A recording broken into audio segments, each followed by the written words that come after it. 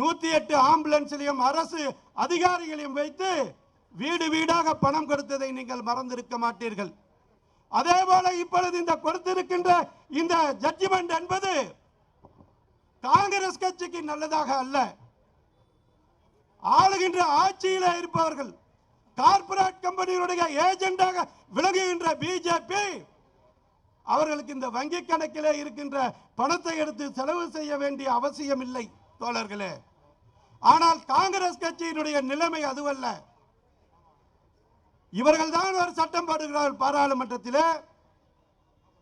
கட்சிகளுக்கு கம்பெனிகள் மூலம் பத்திரங்கள் வாங்கலாம் என்று சொல்லுகிறார்கள், அதை தடுக்கிறார்கள். தேர்தலுக்கு இன்னும் ஒரு மாதத்துக்கு முன்பாக இப்படி ஒரு ஜட்ஜ்மெண்ட் வந்திருக்கிறது என்று தீர்ப்பு வந்திருக்கிறது என்று சொன்னால் இது மக்களை ஏமாற்றுவதற்கு. நாமெல்லாம் இன்று இங்கே கூட்டம் போட்டு பேசிக் கொண்டிருக்கிறோம். பிஜேபி காரெல்லாம் அவர்களுக்கு இந்த 6000 கோடியை வச்சா தேர்தல் நடத்துறது. அவருக்கு அவர் சொடுக்கு போட்ட அதானியும் அம்பானியும் 1 லட்சம் கோடி என்ன 2 லட்சம் கோடி கொடுப்பதற்கு, ஏன்னா ஆல்ரெடி அக்ரிமெண்ட் போட்டு பாதி இந்தியாவை வித்துட்டாங்க. ஆகவே அவர்களுக்கு வங்கி கணக்கில் இருப்பதை எடுத்தாலும் எடுக்காட்டி போனாலும் பணத்தை வைத்து அவர்கள் வெற்றி பெறுவதற்கு முயற்சி செய்து கொண்டிருக்கின்றார்கள். தோழர்களே, இந்த தீர்ப்பு என்பது ஒரு பொய்யான தோற்றத்தை, அதாவது ஏதோ மிகவும் சரியான பாதையிலே சென்று இந்த பணத்தை எடுத்து செலவு செய்து இப்படித்தான் தேர்தல் நடக்கிறது என்று ஒரு மாயை உருவாக்குவது நீதிமன்றம் இந்த தேர்தலுக்கு முன்பாக இதை கொடுத்து நாங்கள் மோடியினுடைய கைப்பாவை அல்ல என்பதை சித்தரிக்கிறார்களே ஒழிய, இதற்கு முன்னாடி இருந்து அனைத்து ஜட்ஜ்மெண்ட்டையும் நீங்க பாருங்க, எல்லாமே இந்த மத்திய அரசுக்கு ஆதரவான ஜட்ஜ்மெண்ட். இந்த உச்ச நீதிமன்றம், உயர் நீதிமன்றம் யாருக்கு பெயில் கொடுக்க வேணும், யாருக்கு பெயில் கொடுக்க கூடாது என்று தீர்மானத்தை நீதிபதிகள் செய்வதில்லை. எங்கேயோ இருந்து கட்டளை வரும், அதன் பிரகாரம் அந்த தீர்ப்பு வரும். ஒரு தவறு செய்து விட்டால் டெல்லியில இருக்கிற ஒரு மந்திரி 1.5 வருஷமா ஜெயிலில் இருக்கிறான். உங்களுடைய ஆட்சி, உங்கள்கிட்ட போலீஸ் இருக்குது, இடி இருக்குது, சிபிஐ இருக்கின்றது. ஆனால் இதையெல்லாம் வைத்துக் கொண்டு அவர் வெளியே வந்தால் விட்னஸை டேம்பர் பண்ணிடுவாங்களா, சாட்சியை கலைத்து விடுவார்கள் என்று பொய்யை கூறி ஒரு துணை முதலமைச்சரை டெல்லியிலே கடந்த 1.5 ஆண்டு காலமாக ஜெயிலில் வைத்திருக்கிறார்கள்.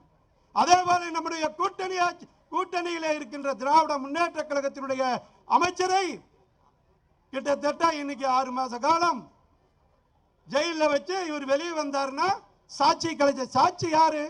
ஈடு கிட்ட தானே இருக்குது, அதை எப்படி கலைக்க முடியும்?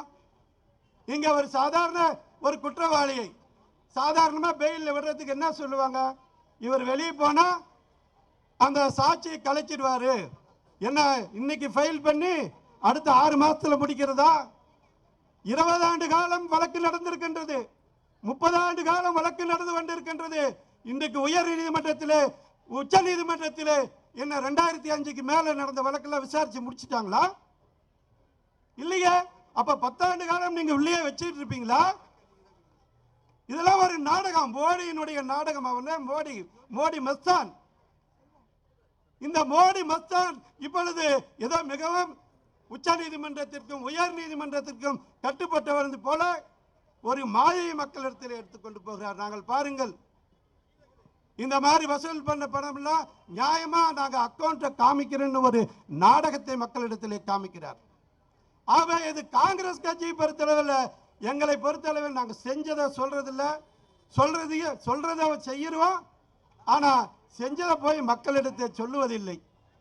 ஆகையினால்தான் நாம கொண்டுட்டு வந்த திட்டங்கள் எல்லாம் பெயிண்ட் அடிச்சு அதுக்கு சாக்லேட் கவர் போறாங்க, அது மாதிரி போட்டு மோடின்னு பேரை போட்டு, இப்ப இந்த ஒன்னே ஒன்று நான் சொல்றேன், நான் பல மேடைகள் பேசி இருக்கின்றேன். இந்த எங்களுடைய 10 ஆண்டு கால ஆட்சி டாக்டர் மன்மோகன் சிங், அன்னை சோனியா காந்தியினுடைய வழிகாட்டுதலிலே நடந்த ஆட்சியில இன்னென்னெல்லாம் செஞ்சிருக்கிறேன்னு ஒவ்வொரு மக்களிடத்திலே, ஒவ்வொரு பெண்களிடத்திலே, ஒவ்வொரு இளைஞர்களிடத்திலே அவன் அனுபவித்துக் கொண்டிருக்கின்றான். இதோ இங்கே இருக்கின்ற காஞ்சிபுரம் வரையில இருக்கின்ற அத்துணை தொழிற்சாலைகளும் எங்களுடைய ஆட்சியிலே வந்தது. இங்க இருக்கின்ற மகாபலிபுரம் வரையும் இருக்கின்ற ஐடி கம்பெனிங்க, தொழில்நுட்ப தொழிற்சாலைகள், டாக்டர் கலைஞர் அவர்களால் ராஜீவ்காந்தி சிலை என்று, ராஜீவ்காந்தி சாலை என்று வைத்திருக்கின்ற அந்த பகுதி முழுவதும் நம்மளுடைய ஆட்சியிலே கொண்டு வந்திருக்குது. 10 ஆண்டு காலம் எந்த இங்க தமிழ்நாட்டில் எந்த இடத்துல மோடி கொண்டு வந்த ஃபேக்டரி இருக்குது, தொழிற்சாலை இருக்குது, அல்லது வேறாவது ஏதாச்சும் இருக்குதான்னு கை நீட்டி காமிங்க. அரசியல் விட்டு நாங்கள் விலகி போயிடுறோம். ஏனென்று சொன்னால் இவர் பேச்சில் மட்டும்தான் இருக்கும். உங்க கையில் இருக்கிற பணத்தை பிடிங்கிடுவாரு, அக்கௌண்ட் ஆரம்பி அதுல 800 ரூபாய் 450 ரூபாய்க்கு வித்த கேஸை நான் மானியம் கொடுக்கிறேன், வங்கி கணக்கை ஆரம்பின்னு சொல்லி வங்கி கணக்கில் பணத்தை போடுறேன்னு சொல்லி அதுக்கு கமிஷன் எடுத்து பல 1000 கோடி ரூபாய் இந்த படிக்காத பாமர ஏழைகளுடைய பணத்தை அக்கௌண்ட் பேலன்ஸ் இல்லைன்னு சொல்லி வட்டி போட்டு வாங்குற இந்த வட்டி கடை நடத்துகின்ற மோடியினுடைய அரசு தான். அதுதான் அவர்களுடைய சாதனை. இங்கே இருக்கின்ற LIC வித்தாச்சு, இங்கே இருக்கின்ற ரயில் தொழிற்சாலைகள் வித்தாச்சு, பொதுத்துறை நிறுவனங்கள்லாம் வித்தாச்சு. அப்புறம் எங்கடா இது இடஒதுக்கீடு வரும்? நான் கேட்கிறேன், இடஒதுக்கீடு எப்படி வரும்? அரசு வேலை வாய்ப்பில் தொழிற்சாலைகளில் அரசு அங்கீகாரம் பெற்ற இருக்கின்ற அலுவலகங்களிலே தான் இடஒதுக்கீடு வரும். அங்கெல்லாம் பிரைவேட்டைஸ் பண்ணி இந்த ஆட்சி உங்களை பார்ப்பதற்கு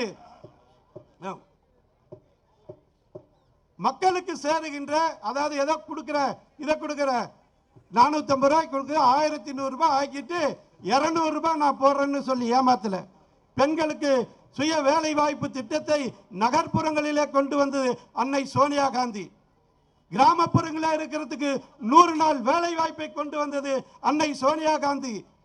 உங்கள் வீட்டில் என்ன நடக்கிறது, நீ வாங்குகின்ற சொத்து சரியானதா என்று தகவல் உரிமை சட்டம் கொண்டு வந்து, அது முதலமைச்சராக இருந்தாலும் மத்தியில் இருக்கின்ற பிரதம அமைச்சராக இருந்தாலும் அவர்களிடத்து அந்த உரிமையை கேட்டு பெறுகின்ற சட்டத்தை கொண்டு வந்தது எங்களுடைய காங்கிரஸ் கட்சி.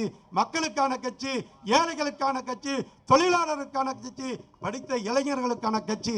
ஆனால் இந்த 10 ஆண்டு காலத்தில் மோடி எதையுமே செய்யாமல், மோடி மக்களுக்கு எதையுமே செய்யாமல், மக்களிடத்திலே பணத்தை வாங்கி பிச்சை எடுத்து தான் கட்சி நடத்துகின்ற இந்த மோடியை 2024 விரட்டுவோம் என்று சொல்லி வாய்ப்பளித்தவருக்கு நன்றி கூறி விரும்புகிறேன். நன்றி, வணக்கம், ஜெய்ஹிந்த்.